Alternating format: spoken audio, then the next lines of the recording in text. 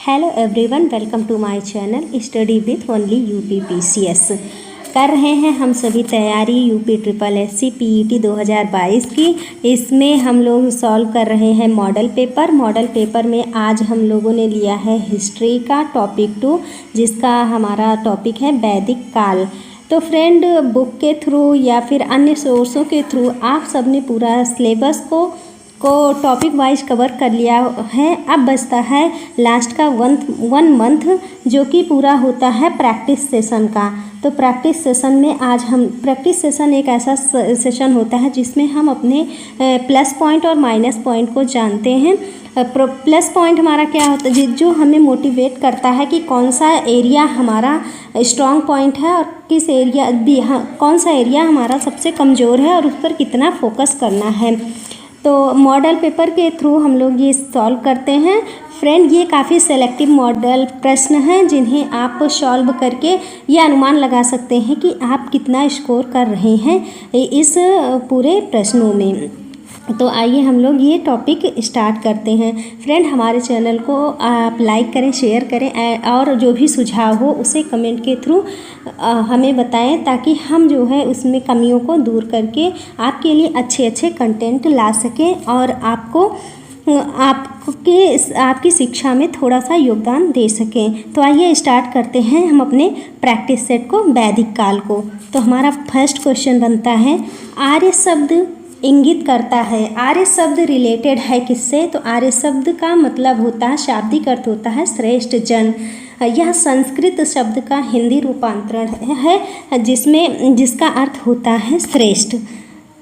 Second one is, आर्य सबसे पहले किस क्षेत्र में बसे थे? जब आर्य आए, आर्य कौन थे और वो सबसे पहले किस क्षेत्र में बसे? तो ये आर्य सबसे पहले सप्त सैंधव प्रदेश में, 7 नदियों के प्रदेश में, सप्त सैंधव प्रदेश में आर्य सबसे पहले बसे थे। तो आइए हम आर्य के आगमन और उनके विस्तार के बारे में थोड़ा सा जान लेते हैं। आर्य सबसे पहले बसे थे सप्त सैंधव प्रदेश में। सप्त सैंधव 7 नदियों का प्रदेश, सिंधु, सरस्वती, सतलज, ब्यास, रावी, झेलम, चिनाव, ये 7 नदियां थी जहां पर सबसे पहले आर्य आकर के बसे थे। फिर वहां से इनका विस्तार हुआ, ये गंगा और यमुना के दोआब तक विस्तृत हुए। तो उसे इन्होंने ब्रह्मावर्त कहा। फिर थर्ड वन आया कि उससे भी गंगा और दोआब से आगे ये फैले, मतलब यहाँ से भी आगे बढ़े तो हिमालय और विंध्य क्षेत्र तक आर्यों का विस्तार हुआ, तो जिन्हें इन्होंने मध्य क्षेत्र कहा। फिर लास्ट में आता है आर्यावर्त। इन्होंने अपना विस्तार जब बंगाल और बिहार तक कर लिया तो उन्होंने इस पूरे क्षेत्र को बोला आर्यावर्त। तो हम लोग इसे मैप के थ्रू भी देख सकते हैं। ये देखिए, ये इंडिया का मैप है। तो ये आर्य सबसे पहले यहाँ सप्त सैंधव प्रदेश में आए, फिर यहाँ से ये गंगा यमुना के दोआब में आए जिसे इन्होंने ब्रह्मावर्त बोला। फिर यहाँ विंध्याचल और हिमाचल प्रदेश तक आए ये आर्य लोग। फिर यहाँ से इन्होंने क्या किया, अपना विस्तार कर लिया पश्चिम बंगाल तक। तो ये आर्यों के प्रारंभिक निवास स्थान थे। अब आगे बढ़ते हैं नेक्स्ट क्वेश्चन की तरफ। तो हमारा नेक्स्ट प्रश्न है, सबसे पुराना वेद कौन सा है? तो सभी लोग जानते हैं कि वेद कितने हैं, 4 हैं। तो सबसे पुराना ऋग्वेद है। और तो जब प्रश्न आता है सबसे पुराना ऋग्वेद है तो सबसे नया वेद कौन सा है? सबसे नया वेद है अथर्ववेद, जो सबसे बाद में लास्ट में जुड़ा था। पहले 3 वेद थे, फिर उसमें चौथा वेद अथर्ववेद को जोड़ा गया था। और इसमें एक चीज़ और नई है कि ये चारों वेद रिलेटेड हैं किससे? तो ऋग्वेद रिलेटेड है ऋचाओं के समूह से। इसमें यज्ञ, पूजा पद्धति का है। फिर सामवेद, यजुर्वेद है यज्ञों से संबंधित है। सामवेद संगीत से संबंधित है और अथर्ववेद हमारे तंत्र मंत्र से संबंधित है। आगे बढ़ते हैं नेक्स्ट क्वेश्चन की तरफ। देखिए, ऋग्वेद में 10 मंडल होते हैं, 10 मंडल होते हैं, 128 सूक्त होते हैं। सूक्ति जी कितनी होती हैं? 1028 सूक्ति होती हैं, जो ईश्वरों की महिमा के लिए प्रार्थना स्रोत है। इसमें दूसरा और चौथा मंडल जो होता है, इसमें पारिवारिक पुस्तक के बारे में जानते हैं, क्योंकि इसमें विश्वामित्र, भारद्वाज, वशिष्ठ आदि के बारे में जानकारी मिलती है। फिर यजुर्वेद आता है, राजनीतिक जीवन, सामाजिक जीवन, नियम और कायदे के बारे में बताता है। सामवेद कीर्तन भजन, ये संगीत से रिलेटेड है और इसमें 1010 भजन हैं, 1010 ऋचाएँ हैं, सॉरी भजन नहीं है यहाँ पे। अथर्ववेद है, जादुई वचनों का, औषधियों का और लोक नृत्य पर आधारित है अथर्ववेद। नेक्स्ट हमारा जो क्वेश्चन आता है, ऋग्वेद में ऋचाएँ कितनी है? तो ऋग्वेद में 1028 ऋचाएँ हैं। ऋग्वेद है ऋचाओं का समूह, ऋचाओं के संग्रह को ऋग्वेद कहते हैं। नेक्स्ट हमारा है, किस वेद में जादुई माया और वशीकरण का वर्णन है? तो अथर्ववेद में जादुई माया, वशीकरण, यंत्र, मंत्र, तंत्र सभी का उल्लेख है। ऋग्वेद का कौन सा मंडल सोम को समर्पित है? तो ऋग्वेद का 9वां मंडल सोम को समर्पित है।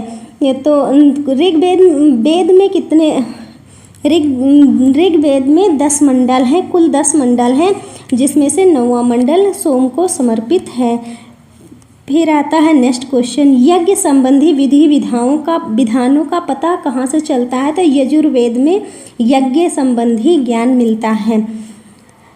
आगे बढ़ते हैं। हाँ, ऋग्वेद के और उनके ब्राह्मण के बारे में थोड़ा सा जान लेते हैं। तो ऋग्वेद के 2 ब्राह्मण हैं, ऐतरेय और कौशितकी।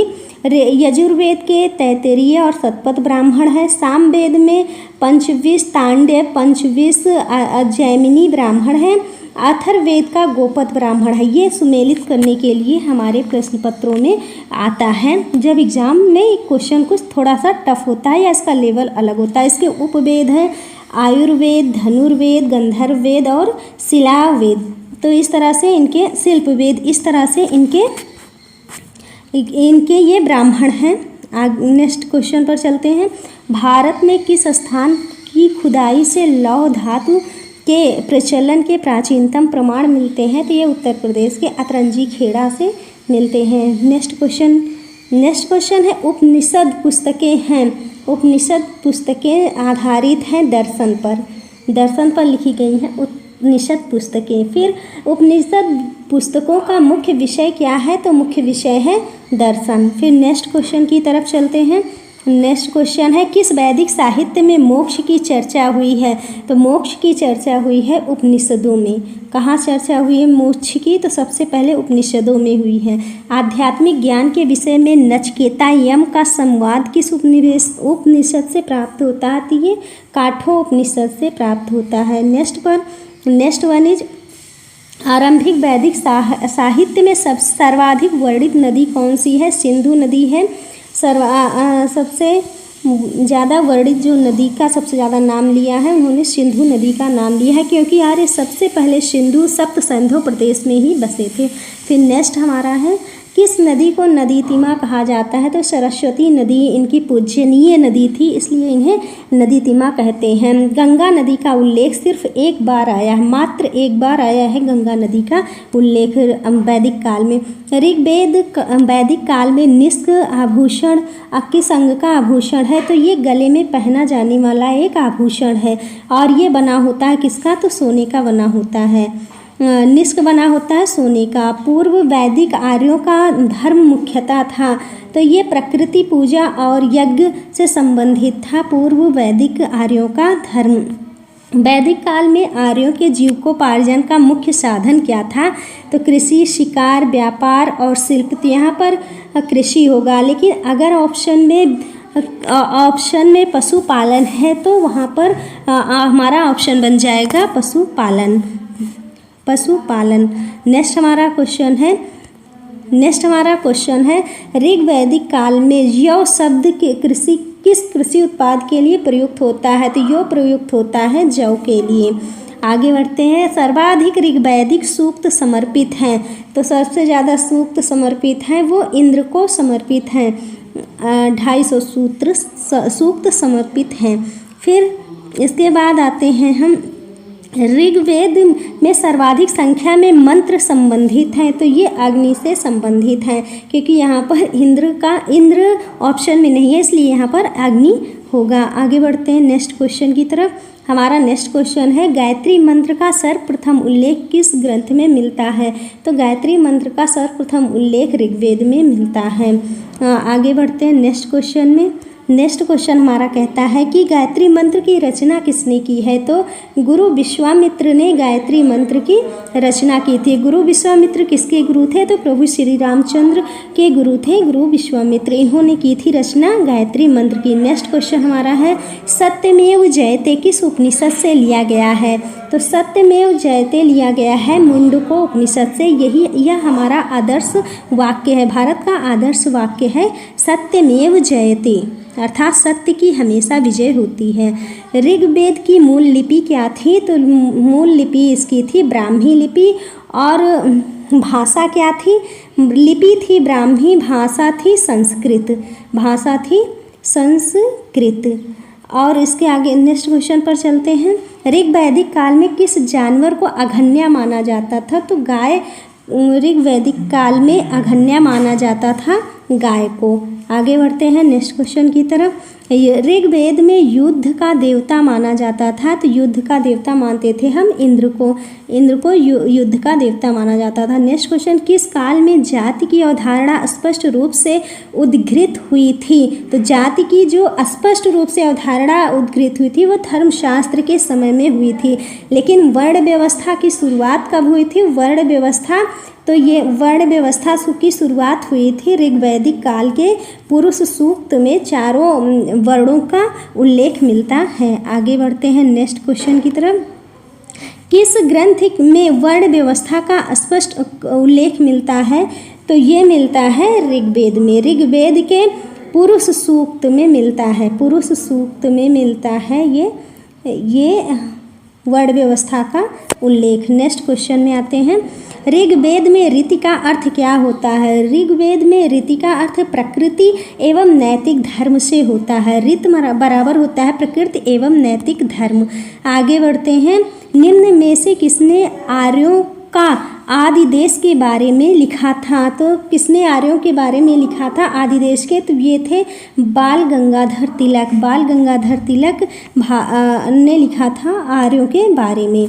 आगे बढ़ते हैं तो ये हम थोड़ा सा देख लेते हैं। वैदिक काल 1500 से 1000 ईसा पूर्व तक माना गया है।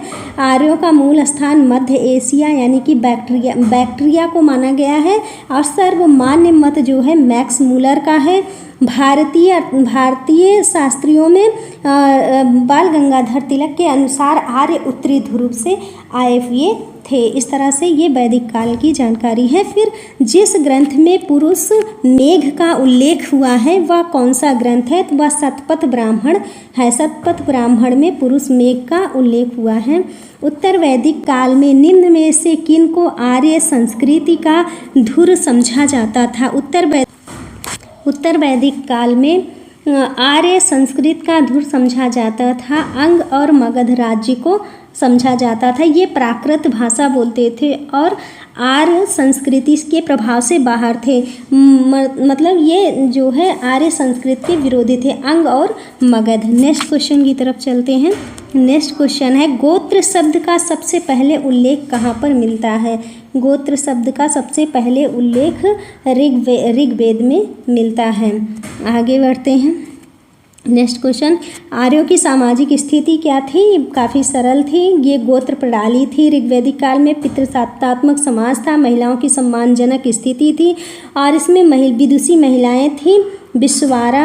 विश्वारा, अपाला, घोषा, लोपा और मुद्रा ये वैदिक मंत्रों की जानकार महिलाएं थी। तो इस तरह से ये इनकी सामाजिक स्थिति थी। नेक्स्ट क्वेश्चन, गोत्र प्रथा की स्थापना किस काल में हुई थी? तो ये वैदिक गोत्र व्यवस्था की स्थापना किस काल में हुई थी?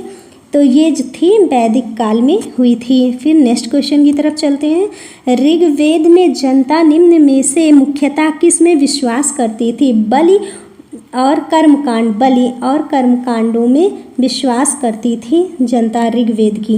ऋग वैदिक काल के लोग। सामाजिक स्थिति के बारे में जान लेते हैं। समाज पितृसत्तात्मक था, सबसे छोटी इकाई कुल थी और संयुक्त परिवार प्रथा थी ऋग्वेद की। तो सबसे अब इसको हम देख लेते हैं, सबसे बड़ा कौन था? तो राजा था, राजा के बाद पुरोहित, पुरोहित के बाद विस्पति, विस्पति के बाद ग्रामीणी और सबसे छोटी इकाई थी कुल। तो कुल का जो कुल अधिकारी होता था कुलपत, फिर ग्राम, ग्राम का जो अधिकारी होता था ग्रामीणी, फिर विष आता था, विष का अधिकारी विष्पति, फिर पुर आता था, पुर का अधिकारी पुरोहित होता था, फिर राज्य आता था, राज्य का अधिकारी राजा होता था। इस तरह से ये इनकी कभी कभी ये सेंटर मिलान के लिए भी आ जाता है।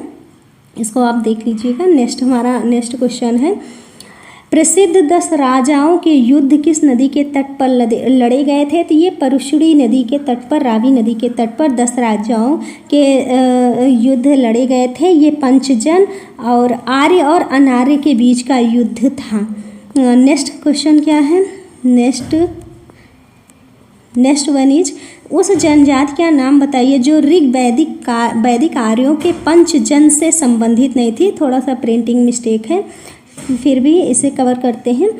पंचजन से संबंधित नहीं थे। यदु, तुर्वस, पुरु पंचजन से संबंधित थे। कीकट पंचजन से संबंधित नहीं थे। नेक्स्ट हमारा है, वैदिक युगीन सभा थी। तो वैदिक युगीन सभा क्या थी? ग्रामवासियों की संस्था थी, राज दरबार में होता था, या मंत्री परिषद थी, या राष्ट्रीय सभा थी? तो वैदिक युगीन सभा एक मंत्री परिषद सभा होती थी, जिसमें जो सभा और समिति दो होती थी, सभा और समिति, जिसकी एक मंत्री परिषद होती थी, जिसकी सहायता से राजा कार्य करता था। फिर आता है नेक्स्ट क्वेश्चन, किस वेद में सभा और समिति को प्रजापति की 2 पुत्रियां कहा गया था? तो ये कहा गया था यजुर्वेद में। यजुर्वेद में सभा और समिति को प्रजापति की 2 पुत्रियां कहा जाता था। ये कहा गया है कि किस वेद में? तो ये कहा गया है अथर्ववेद में। सभा और समिति प्रजापति की 2 पुत्रियां हैं, ये कहा गया था अथर्ववेद में। बढ़ते हैं नेक्स्ट क्वेश्चन की तरफ।